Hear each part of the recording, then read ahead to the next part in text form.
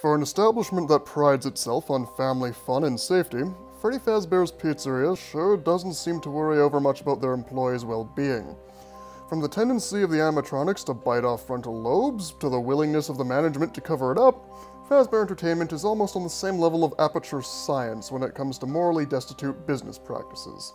It's hard to know what drives any person to become a nighttime security guard at the diner, but when the average life expectancy for a new recruit is less than a week, it's tough to say whether or not it's worth it. But even though Freddy and friends have sworn on their mechanical hearts to break into your office and eviscerate you, there's at least one person at Freddy Fazbear's who doesn't want you to die. An unseen, apparently nameless fellow employee whose late-night calls have earned him the humble moniker of the Phone Guy. The primary role of the Phone Guy is to explain the mechanics of the game, both to the player and to the security guards that we play as. As one of the two people in the series who gets a speaking role, however, the Phone Guy eventually becomes more than just a tutorial. He becomes the primary representative of the company, our lead source of news and information on what is going on with the animatronics, and also our main cheerleader who pulls for you to make it through 5 nights. More importantly, his presence in all 3 of the current titles gives him his own story arc within Fazbear Entertainment, acting as both a night guard himself as well as apparently being involved with upper management. And the more we learn about his career, he goes from being a seemingly innocent fellow employee to someone who might know more than he wants anyone to be aware of. In the first game, Phone Guy leaves a pre-recorded message on Night 1 to welcome us to our new job, informing us of the fundamental game mechanics and to let us know about a few interesting quirks regarding the animatronics' tendency to kill people by crushing them against wireframed suits. In what will eventually become his trademark for understatement, he tries to stress that there's really nothing to worry about, so long as we take proper precautions, and continues to stress that we aren't in any real danger. Yet, the simple fact that he's calling to tell us about any of this indicates he knows full well what's going to happen if someone doesn't take the time to initiate the new guards.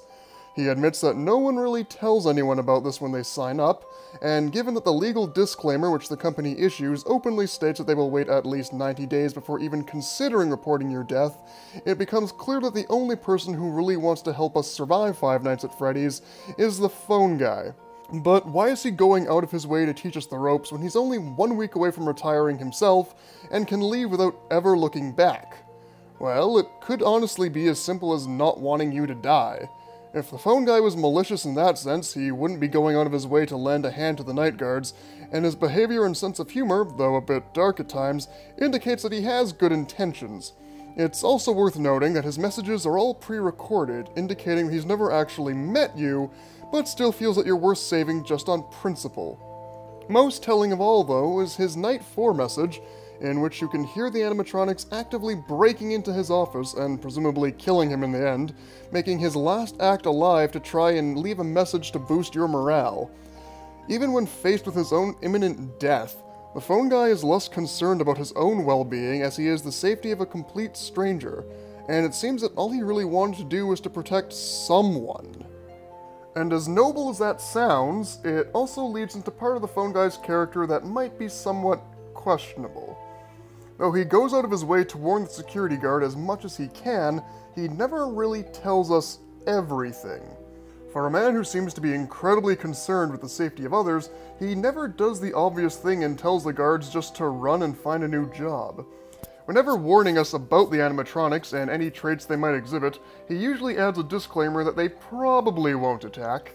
And when he slips up and tells the guard on Night 3 that most people don't last this long, he hastily mentions that he doesn't mean that they died, just that they moved on to other things. Considering that the man has all the knowledge to be the whistleblower on Fazbear Entertainment, he always stops short of actually admitting that it's a dangerous place to work. And though the first game gives us a glimpse of the tail end of his career, the prequel status of 5 Nights at Freddy's 2 lets us know that the Phone Guy's history of understatement and dirt shoveling has been going on for quite a while.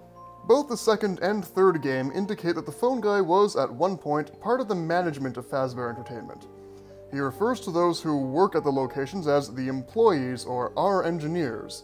And in the third game, his messages seem to be addressing a general audience about the rules and regulations, reminding all employees to smile and to remember that they are the face of Freddy Fazbear's Pizza.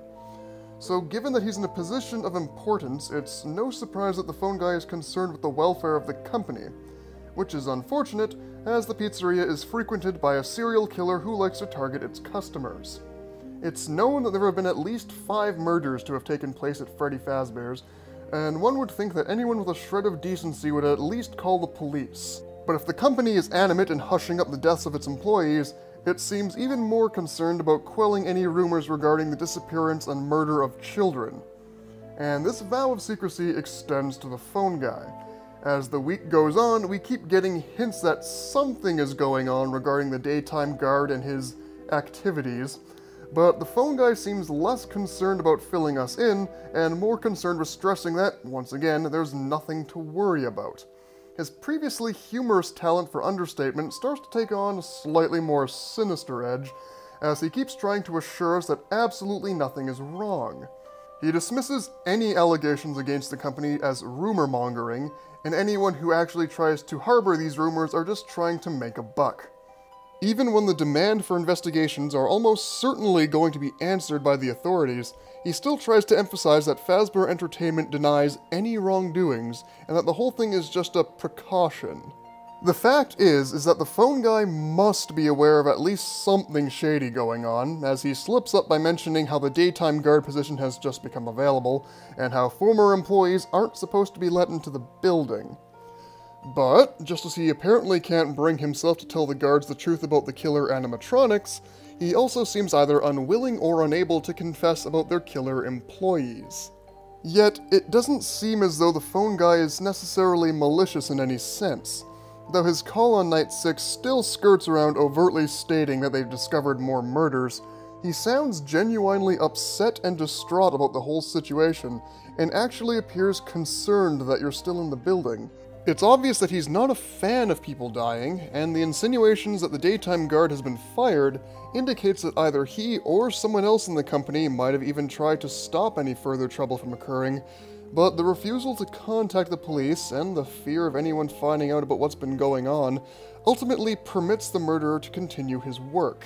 Though his own personal stakes in the company are ambiguous, the phone guy feels obligated to protect Fazbear Entertainment just as much as he feels obligated to protect the security guards. He doesn't want to rock the boat any more than he has to, because he knows full well that it's only going to take one very efficient health inspection to have Freddy Fazbear's Pizza shut down. It's as if he really just wants to make everyone happy, even when it comes to matters concerning deadly singing animals. Which brings up one of the more bizarre elements of the phone guy's impulsive need to protect things. Even if he does know that the animatronics have a tendency to kill people, he still appears to have an odd sort of attachment to Freddy and friends. In the second game, he waxes nostalgic about how much he liked the old animatronics, especially Foxy, and in the first game, although he's already spent some time as the nighttime guard himself, he still defends the honor of the animatronics, claiming that they hold a special place in the hearts of children and deserve a little respect. Though we'll probably never know the exact details as to why, it's safe to make the assumption that there's something about Freddy Fazbear's Pizza and its cast of characters that seem to make the phone guy happy, so much so that he won't straight up admit to the fact that the animatronics are deadly. Though he'll warn you about what happens if they tried attacking, he'll still try and follow up with the assurance that it's unlikely anything bad will happen. Even when they're seconds away from breaking down his door and killing him, the most the phone guy will ask is that someone check in the back room to see if they can find his body. Just like he's willing to shift the blame in order to avoid controversy around the company, so too is he willing to try and make excuses for the mechanical monsters with a murderous track record. In the end, it seems like the phone guy is a man who has almost too much empathy. He has a desperate need to make everyone around him happy, so much so that he doesn't ever want to face the full extent of the problems surrounding Fazbear Entertainment because it might ruin someone's day. He tries to protect the employees from the animatronics, he tries to protect the company from the press, and he tries to protect the animatronics from any kind of slander. But in trying to make everyone happy, he really can't make anyone truly happy at all. He can't stop the animatronics from trying to kill people, he can't stop the company from continuing their shady practices, and most of all, he can't stop the killer from killing. The one thing that he can do, though, is call in and try and get at least one person through their 5 nights at Freddy's, and maybe that grants him some kind of solace. Of course, there's still the recently announced Five Nights at Freddy's 4 to look forward to, and perhaps we'll get to hear that phone ring one more time. Because, after all, it's not really a Freddy's game without hearing, "Hello, hello," and that's the true importance of being the phone guy.